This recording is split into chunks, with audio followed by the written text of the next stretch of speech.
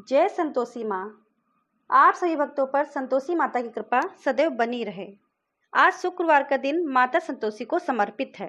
इस दिन व्रत करने वाले जातकों को संतोषी माता की कथा का श्रवण जरूर करना चाहिए।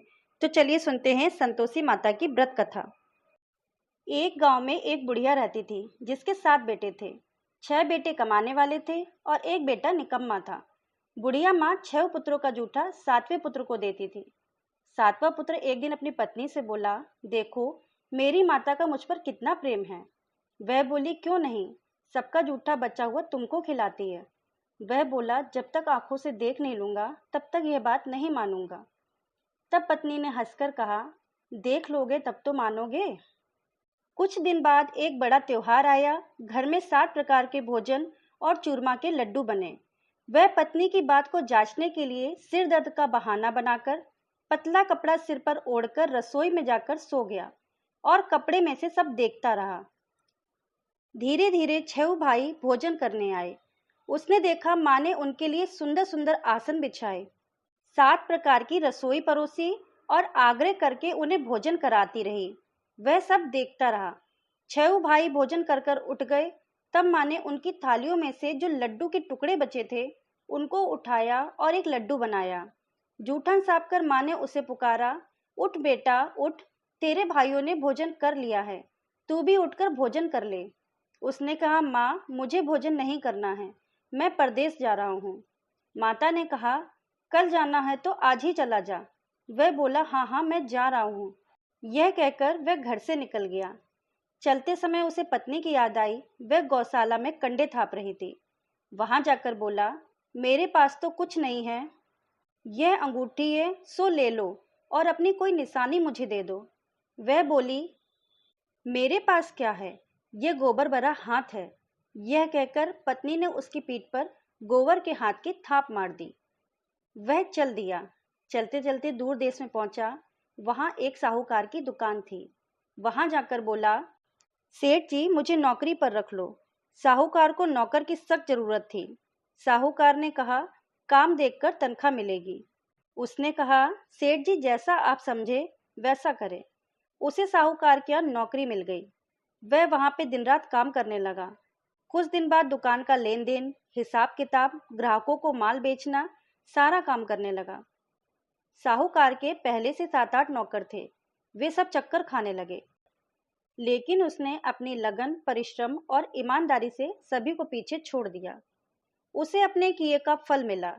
सेठ ने भी उसका काम देखा और 3 महीने में ही उसे मुनाफे में साझीदार बना लिया।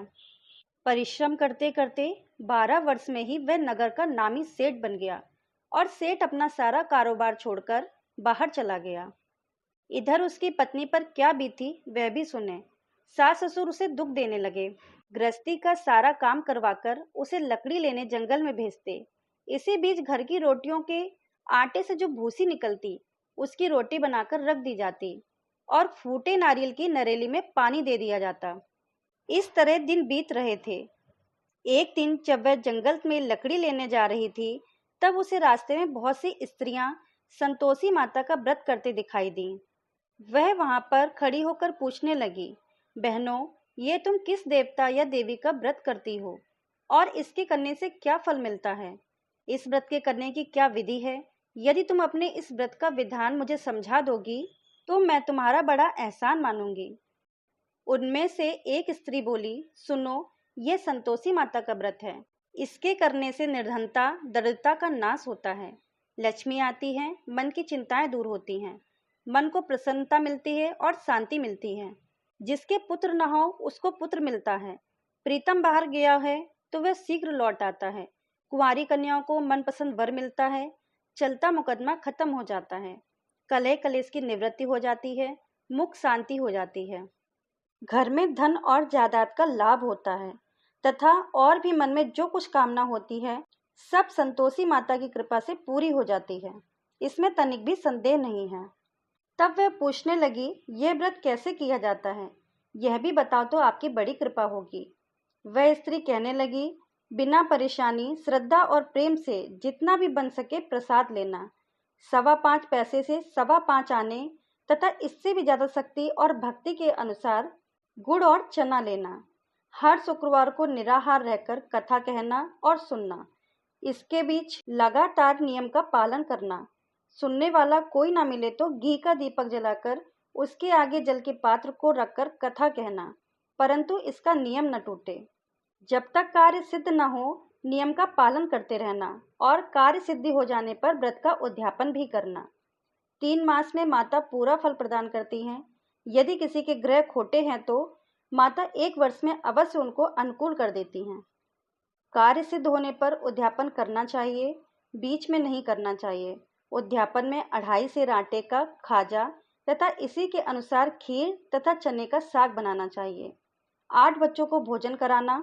जहाँ तक हो सके देवर, जेठ, भाई, बंधु, कुटुंब के लड़के लेना, ना मिले तो रिश्तेदारों को और पड़ोसियों के लड़के बुलाना, उन्हें भोजन कराना, यथाशक्ति दक्षिणा देना, माता का नियम पूरा करना। ध्यान रखना उस दिन घर में कोई खटाई न खाए। यह सब बातें सुन वह वहां से चल दी। रास्ते में लकड़ी के बोझ को बेच दिया और उन पैसों से गुड़ चना लेकर माता के व्रत की तैयारी करने लगी। रास्ते में संतोषी माता के मंदिर में जाके माता के चरणों में लौटने लगी, विनती करने लगी, माँ मैं बहुत दीन हूँ, निपट मूर्ख हूँ, व्रत के नियम कुछ नहीं जानती, मैं बहुत दुखी हूँ। हे माता मेरा दुख दूर करो, मैं तुम्हारी शरण में आई हूँ। माता को दया आ गई। एक शुक्रवार बीता कि दूसरे शुक्रवार को ही उसके पति का पत्र आ गया और तीसरे शुक्रवार को उसका भेजा हुआ पैसा आ पहुंचा। यह सब देखकर जेठानी मुंह सिकोड़ने लगी। इतने दिनों बाद इतना पैसा आया, इसमें क्या बड़ाई है। जेठानी के लड़के उन्हें ताने देने लगे कि काकी के पास अब पत्र आने लगे, रुपए आने लगा, अब तो काकी की खातिर बढ़ेगी, अब तो काकी बुलाने से भी नहीं बोलेगी। बेचारी सरलता से कहती, भैया पत्र आया है, रुपया आए तो हम सबके लिए अच्छा है। ऐसा कहकर आंखों में आंसू भरकर संतोषी माता के मंदिर में मातेश्वरी के चरणों में गिरकर रोने लगी। माँ मैंने तुझसे पैसा नहीं मांगा, मुझे पैसे से क्या काम, मुझे तो अपने सुहाग से काम है।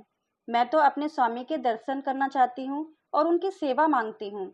तब माता ने प्रसन्न होकर कहा, जा बेटी तेरा स्वामी जल्दी ही आएगा। यह सुन खुशी से बावली होकर वह घर जाकर आराम करने लगी। संतोषी माँ विचार करने लगी, इस भोली पुत्री से मैंने जो कह दिया है कि तेरा पति शीघ्र आ जाएगा, पर आएगा कहाँ से, वह तो इसे स्वप्न में भी याद नहीं करता। उसे इसकी याद दिलाने तो मुझे ही जाना पड़ेगा। संतोषी माता ने उस बुढ़िया के बेटे को स्वप्न में समझाया, पुत्र तेरी घरवाली कष्ट उठा रही है। वह बोला, हाँ माता यह तो मुझे भी मालूम है, परंतु क्या करूं, वहां कैसे जाऊं।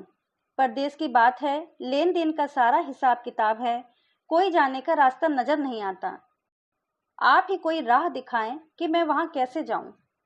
माँ कहने लगी, सवेरे नहा धोकर संतोषी माता का नाम ले, घी का दीपक जलाकर दंडवत कर और दुकान पर जाकर बैठ जा। देखते ही देखते तेरा लेन देन चुक जाएगा, जमा माल बिक जाएगा, सांझ होते होते धन का ढेर लग जाएगा। वह अगले दिन सुबह बहुत जल्दी उठा। उसने अपने मित्र बंधुओं परिचितों से स्वप्न में माता द्वारा कही हुई बात को सुनाई। वे सब उसकी बात सुनकर उसकी खिल्ली उड़ाने लगे। वे कहने लगे कि कहीं सपने की बात भी सच्ची होती है। एक बूढ़ा व्यक्ति बहुत समझदार था। वह बोला, देखो भाई मेरी बात मानो, इस तरह सांच या झूठ कहने के बदले देवी देवता जैसा कहते हैं वैसा करना चाहिए। तेरा क्या जाता है। बूढ़े की बात मानकर नहा धोकर उसने संतोषी माता को प्रणाम किया, फिर घी का दीपक जलाकर दुकान पर जा बैठा। शाम तक धन का ढेर लग गया। वह हैरान हुआ, मन में संतोषी माता का नाम ले प्रसन्न हो घर जाने के वास्ते गहना, कपड़ा व सामान खरीदने लगा। सब काम निपटाकर वह अपने घर को रवाना हुआ। उधर उसकी पत्नी जंगल में लकड़ी लेने गई। लौटते वक्त थक जाने के कारण संतोषी माता के मंदिर पर जाकर विश्राम करने बैठ गई। यह तो उसका रोज रुकने का स्थान था। धूल उड़ती देख उसने माता से पूछा, हे माता ये धूल कैसी उड़ रही है। माँ ने कहा, हे पुत्री तेरा पति आ रहा है। अब तू ऐसा कर, लकड़ियों के 3 बोझ बना, एक नदी के किनारे रख, दूसरा मेरे मंदिर पर और तीसरा अपने सिर पर रखकर तेरे पति को लकड़ी का गड्ढा देखकर मोह पैदा होगा।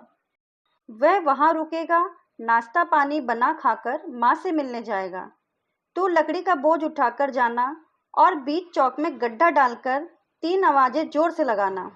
लो सासू लकड़ियों का गड्ढा लो, भूसी की रोटी दो, नारियल के खोपरे में पानी दो, आज कौन मेहमान आया है।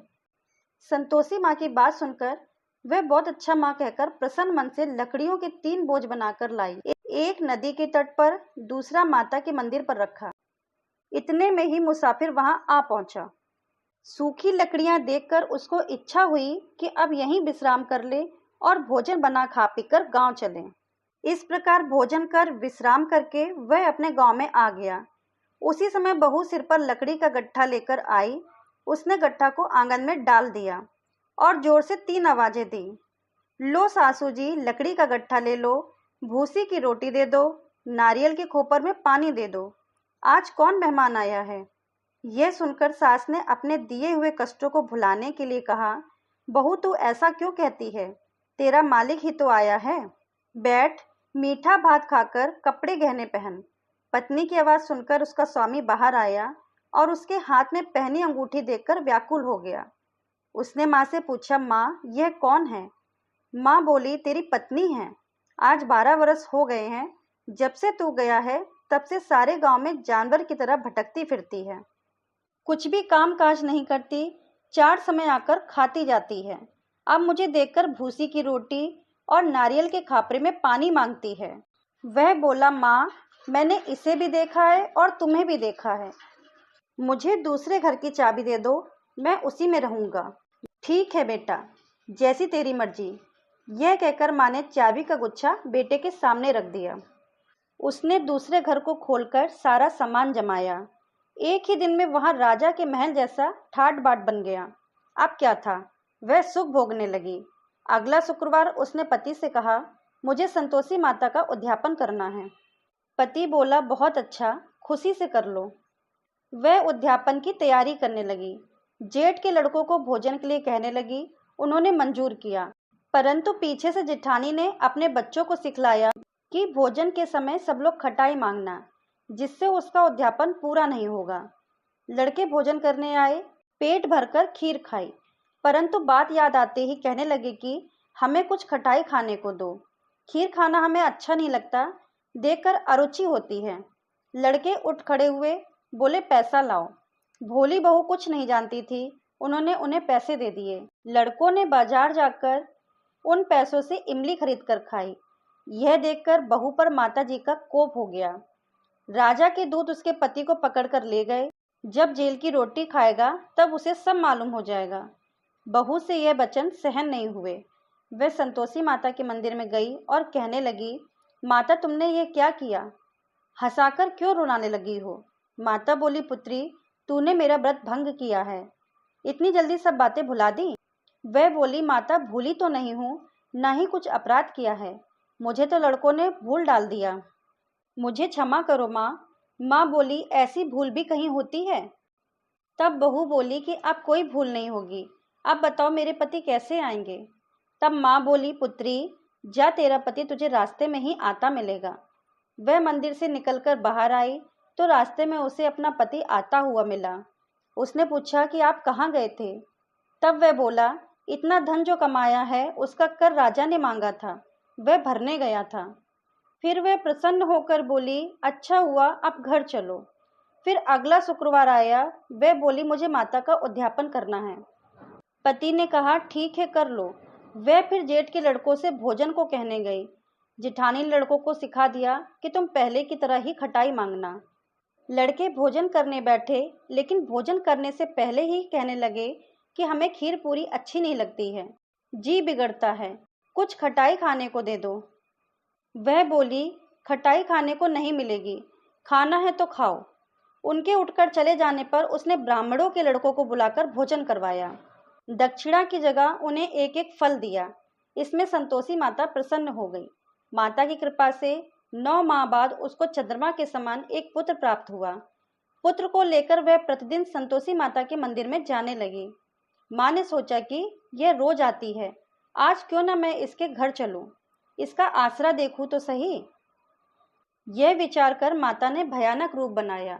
गुड़ और चने से सना मुख, ऊपर से मुंड के समान होठ, उस पर मक्खियां भिनभिना रही थीं। दहलीज में पैर रखते ही उसकी सास चिल्लाई, देखो रे, कोई चुड़ैल डाकनी चली आ रही है। लड़कों भगाओ, नहीं तो ये सबको खा जाएगी। बहू रोशनदान से देख रही थी। वहीं प्रसन्न हो उठी, आज मेरी माता मेरे घर आई हैं। यह कहकर दूध पीते बच्चों को गोद से उतार दिया। यह देखकर उसकी सास क्रोध में भरकर बोली, अरे रांड, इसे देखकर कहाँ उतावली हुई भागी जा रही है, बच्चे को भी पटक दिया।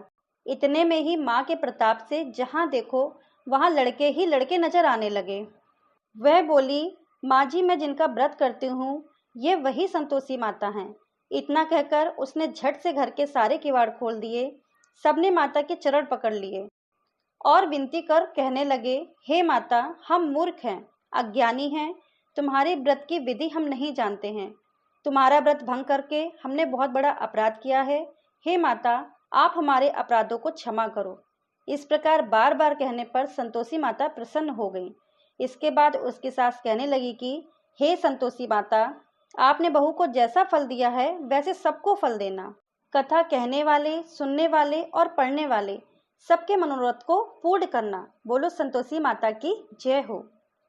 आप सभी भक्तों को ये कथा पसंद आई हो तो प्लीज़ हमारे चैनल को लाइक करिए, सब्सक्राइब करिए, शेयर करिए, बेल आइकन को प्रेस करिए ताकि आने वाली वीडियो की नोटिफिकेशन आपको तुरंत ही मिल सके। कथा को सुनने के लिए, अपना अमूल्य समय देने के लिए धन्यवाद भक्तों।